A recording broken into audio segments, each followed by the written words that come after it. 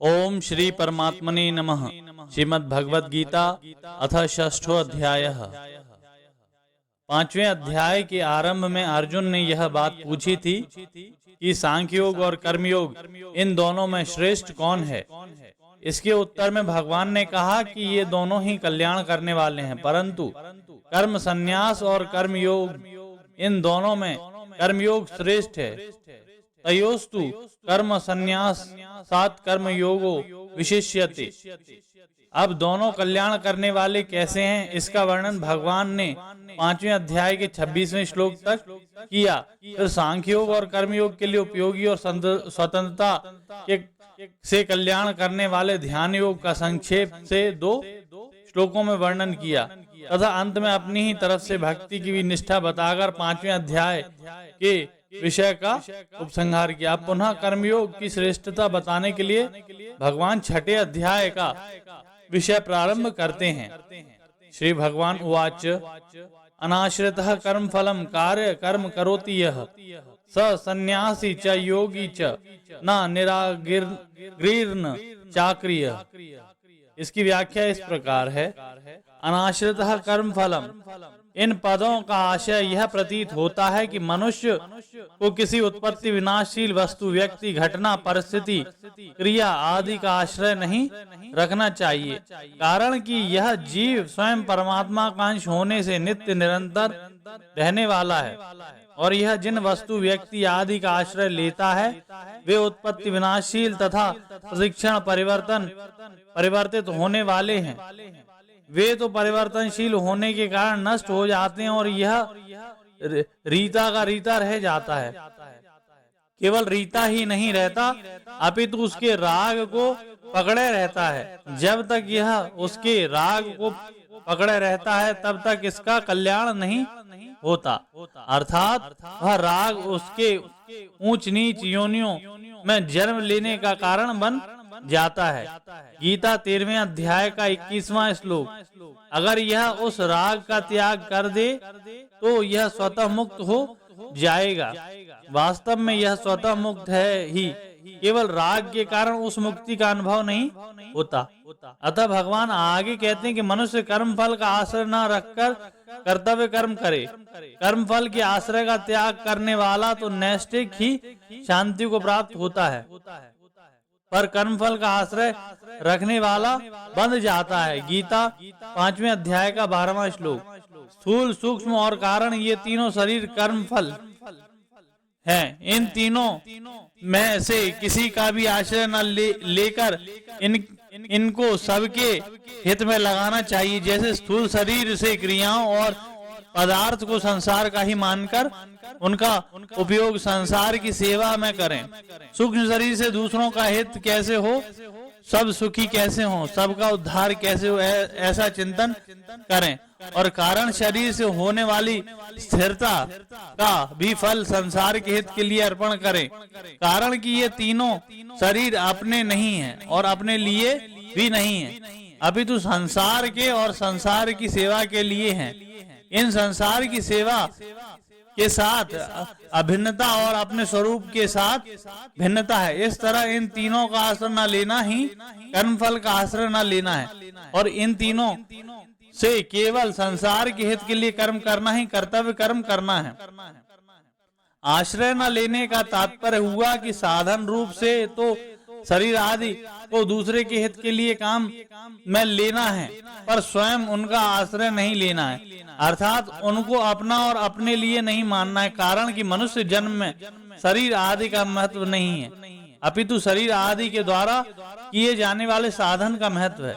अतः संसार से मिली हुई चीज संसार को दे दें, संसार की सेवा में लगा दें तो हम सन्यासी हो गए, और मिली हुई चीज में अपनापन छोड़ दें तो हम त्यागी हो गए। कर्मफल का आश्रय न लेकर कर्तव्य कर्म करने से क्या होगा, अपने लिए कर्म न करने से नई आसक्ति तो बनेगी नहीं और केवल दूसरों के हित के लिए कर्म करने से पुरानी आसक्ति मिट जाएगी तथा कर्म करने का वेग भी मिट जाएगा। इस प्रकार आसक्ति से सर्वथा मिटने से मुक्ति स्वतः सिद्ध है। उत्पत्ति विनाशशील वस्तुओं को पकड़ने का नाम बंधन है और उनसे छूटने का नाम मुक्ति है। उन उत्पत्ति विनाशील वस्तुओं से छूटने का उपाय है उनका आश्रय न लेना, अर्थात उनके साथ ममता न करना और अपने जीवन को उनके आश्रित न मानना। कार्य कर्म करोति, यह कर्तव्य मात्र का नाम कार्य है, और कार्य और कर्तव्य दोनों शब्द पर्यायवाची हैं। केवल कर्म उसे करते हैं जिसको हम सुख पूर्वक कर सकते हैं, जिसको जरूर करना चाहिए और जिसका त्याग कभी नहीं करना चाहिए। कार्य कर्म अर्थात कर्तव्य कर्म असंभव तो होता ही नहीं, कठिन भी नहीं होता। जिसको करना नहीं चाहिए वह कर्तव्य कर्म होता ही नहीं, वह तो अकर्तव्य होता है। वह अकर्तव्य भी दो तरह का होता है, जिसको हम कर नहीं सकते अर्थात जो हमारी सामर्थ्य के बाहर है, और जिसको करना नहीं चाहिए अर्थात जो शास्त्र और लोक मर्यादा के विरुद्ध है। ऐसा अकर्तव्य को कभी भी करना नहीं चाहिए। तात्पर्य यह हुआ कि कर्म फल का आश्रय न लेकर शास्त्रविहित और लोक मर्यादा के अनुसार प्राप्त कर्तव्य कर्म को निष्काम भाव से दूसरों के हित के लिए करना चाहिए। कर्म दो प्रकार से किए जाते हैं, कर्म फल की प्राप्ति के लिए और कर्म तथा अपने फल की आसक्ति मिटाने के लिए। यहाँ कर्म और उसके फल की आसक्ति मिटाने के लिए ही प्रेरणा की गई है। स सन्यासी च योगी च, इस प्रकार कर्म करने वाला ही सन्यासी और योगी है। वह कर्तव्य कर्म करते हुए निर्लिप्त रहता है, इसलिए वह सन्यासी है, और उन कर्तव्य कर्मों को करते हुए वह सुखी दुखी नहीं होता, अर्थात कर्मों की सिद्धि असिद्धि में सम रहता है, इसलिए वह योगी है। तात्पर्य यह हुआ कि कर्म फल का आश्रय न लेकर कर्म करने से उसके कर्तव्य और भोग तत्व का नाश हो जाता है, अर्थात उसका ना तो कर्म के साथ संबंध रहता है और ना ही फल के साथ ही संबंध रहता है, इसलिए वह सन्यासी है। वह कर्म करने में और कर्म फल की प्राप्ति अप्राप्ति में सम रहता है, इसलिए वह योगी है।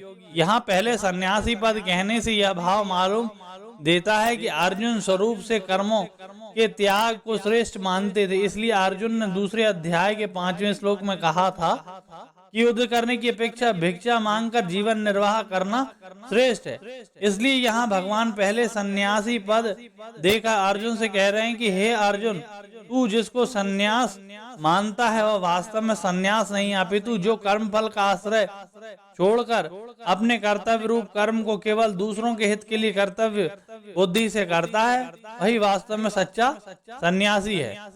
ना निरागृह केवल अग्नि रहित होने से सन्यासी नहीं होता, अर्थात जिसने ऊपर से तो ज्ञान हवन आदि का त्याग कर दिया है, पदार्थ का त्याग कर दिया, पर भीतर से क्रियाओं और पदार्थों का राग है, महत्व है, प्रीता है, वह कभी सच्चा सन्यासी नहीं हो सकता। न अक्रिय, लोगों की प्रायः यह धारणा रहती है कि जो मनुष्य कोई भी क्रिया नहीं करता, स्वरूप से क्रियाओं और पदार्थों का त्याग करके वन में चला जाता है अथवा निष्क्रिय होकर समाधि में बैठा रहता है, वही योगी होता है। परंतु भगवान कहते हैं कि जब तक मनुष्य उत्पत्ति विनाशशील वस्तुओं के आश्रय का त्याग नहीं करता और मन से उनके साथ अपना संबंध जोड़े रखता है, तब तक वह कितना भी अक्रिय हो जाए, चित्त की वृत्तियों का सर्वथा निरोध कर ले, पर वह योगी नहीं हो सकता। हाँ, चित्त की वृत्तियों का सर्वथा निरोध होने से उसको तरह तरह की सिद्धियां प्राप्त हो सकती हैं, पर कल्याण नहीं हो सकता। तात्पर्य यह हुआ कि केवल बाहर से अक्रिय होने मात्र से कोई योगी नहीं होता। योगी वह होता है जो उत्पत्ति विनाशशील वस्तुओं का आश्रय न रखकर कर्तव्य कर्म करता है।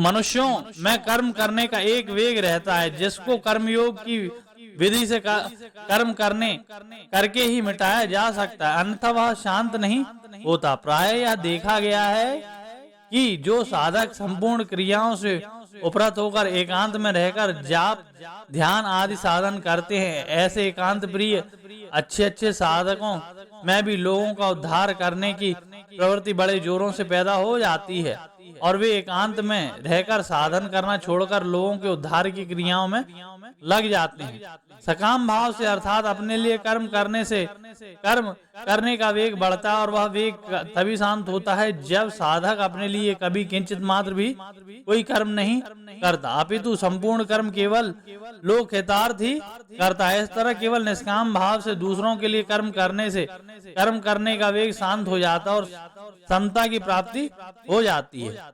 समता की प्राप्ति होने पर स्वरूप परमात्म तत्व का अनुभव हो जाता है। शरीर संसार में अहंता ममता करना कर्म का फल नहीं है।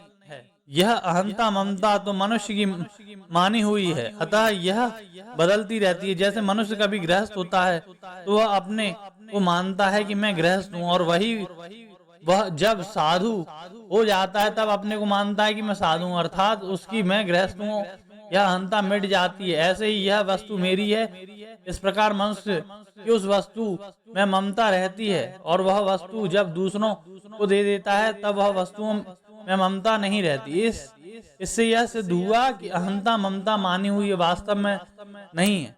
अगर वह वास्तविक होती तो वह कभी मिटती नहीं, न भावो विधते सतः, और अगर मिटती है तो वह वास्तविक नहीं है। नास्तो विधते भाव, अहंता ममता का जो आधार है, आश्रय है, वह तो साक्षात परमात्मा का अंश है, उसका कोई अभाव नहीं है, उसकी सब जगह व्यापक परमात्मा के साथ एकता है, उसमें अहंता ममता की गंध भी नहीं है। अहंता ममता तो प्रकृत पदार्थों के साथ तादात्म्य करने से प्रतीत होती है। तादात्म्य करने और ना करने में मनुष्य स्वतंत्र है। जैसे कि मैं गृहस्थ हूँ, मैं साधु हूँ, ऐसा मानने में, और वस्तु मेरी है, वस्तु मेरी नहीं है, ऐसा मानने में, अर्थात अहंता ममता का संबंध जोड़ने में और छोड़ने में यह मनुष्य स्वतंत्र और सामर्थ है।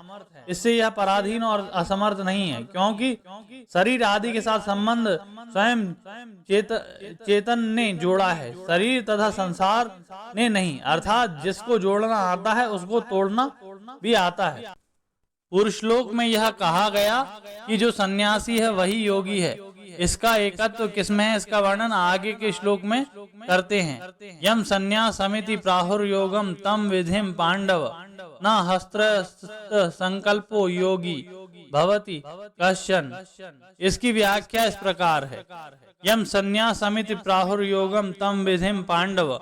5वें अध्याय के आरंभ में भगवान ने बताया था कि संन्यास और योग दोनों ही स्वतंत्रता से कल्याण करने वाले हैं तथा दोनों का फल भी एक ही है, अर्थात संन्यास और योग दो नहीं है, एक ही है। वही बात भगवान यहाँ कहते हैं कि जैसे सन्यासी सर्वथा त्यागी होता है, ऐसे ही कर्मयोगी भी सर्वथा त्यागी होता है। 18वें अध्याय के 9वें श्लोक में भगवान ने कहा है कि फल और आसक्ति का सर्वथा त्याग करके जो नियत कर्तव्य कर्म केवल कर्तव्य मात्र समझकर किया जाता है वह सात्विक त्याग है, जिससे पदार्थ और क्रियाओं में सर्वथा संबंध विच्छेद हो जाता है और मनुष्य त्यागी अर्थात योगी हो जाता है। इसी तरह सन्यासी भी कर्तव्य व्याभिमान का त्यागी होता है, अतः दोनों ही त्यागी हैं। तात्पर्य है कि योगी और सन्यासी में कोई भेद नहीं है। भेद न रहने से ही भगवान ने 5वें अध्याय के 3रे श्लोक में कहा कि राग द्वेष का त्याग करने वाला योगी सन्यासी ही है। पूर्व श्लोक में जिस योग की प्रशंसा की गई है उस योग की प्राप्ति का उपाय आगे के श्लोक में बताते हैं। अरुरुक्षो मुनेर योगम कर्म कारण मुच्यते योग रूढ़स्य तस्यैव शमः कारण मुच्यते। इसकी व्याख्या इस प्रकार है। जो योग समता में आरूढ़ होना चाहते हैं ऐसे मननशील योगी के लिए निष्काम भाव से कर्तव्य कर्म करना कारण है। तात्पर्य है कि करने का वेग मिटाने से प्राप्त कर्तव्य कर्म करना कारण है, क्योंकि कोई भी व्यक्ति जन्मा है, पला है और जीवित है तो उसका जीवन दूसरों की सहायता के बिना चल ही नहीं सकता। उसके पास शरीर, इंद्रियां, मन, बुद्धि और अहम तक कोई ऐसी चीज नहीं है जो प्रकृति की ना हो। इसलिए जब तक वह इन प्रकृति चीजों को संसार की सेवा में नहीं लगाता तब तक वह योगारूढ़ नहीं हो सकता, अर्थात समता में स्थिर नहीं हो सकता, क्योंकि प्रकृति वस्तु मात्र की संसार के साथ एकता है और अपने साथ एकता है ही नहीं। प्रकृति पदार्थों में जो अपनापन दिखता है उसका तात्पर्य है कि उसको दूसरों की सेवा में लगाने का दायित्व हमारे पर है।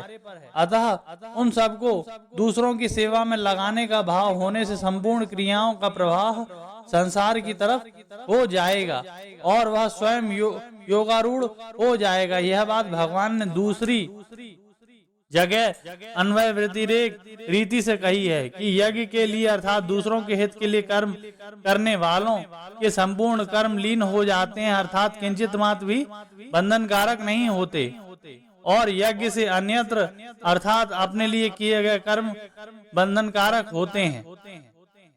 योगारूढ़ कौन होता है, इसका उत्तर आगे के श्लोक में देते हैं। यदा हिम नैनेन्द्रियार्थेषु न कर्म स्वनुष्यजते सर्व संकल्प सन्यासी योगारूढ़स्त दोच्यते।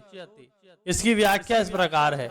साधक इंद्रियों के अर्थों में अर्थात प्रारब्ध के अनुसार प्राप्त होने वाले शब्द, स्पर्श, रूप, रस और गंध, इन पांचों विषयों में अनुकूल पदार्थ, परिस्थिति, घटना, व्यक्ति आदि में अपने शरीर के आराम, मान, बढ़ाई आदि में आसक्ति ना करे, इनका भोग बुद्धि से भोग ना करे, इनमें राजी ना हो, अपितु यह अनुभव करे कि यह सब विषय पदार्थ आदि आए हैं और प्रतिक्षण चले जा रहे हैं, ये आने जाने वाले और अनित्य हैं, फिर इनमें क्या राजी हो, ऐसा अनुभव करके इनमें निर्लिप्त रहें। इंद्रियों के भोग में आसक्त न होने का साधन है इच्छा पूर्ति का सुख न लेना। जैसे कोई मनचाही बात हो जाए, मनचाही वस्तु, व्यक्ति, परिस्थिति, घटना आदि मिल जाए और जिसको नहीं चाहता वह ना हो तो मनुष्य उसमें राजी हो जाता है और उससे सुख लेता है, और सुख लेने पर इंद्रियों के भोगों में आसक्ति बढ़ती है। अतः साधक को चाहिए कि वह अनुकूल पदार्थ, व्यक्ति आदि से मिलने की इच्छा ना करे और बिना इच्छा के अनुकूल वस्तु आदि मिल भी जाएं तो उसमें राजी ना हो। ऐसा होने से इंद्रियों के भोगों में आसक्ति नहीं होगी।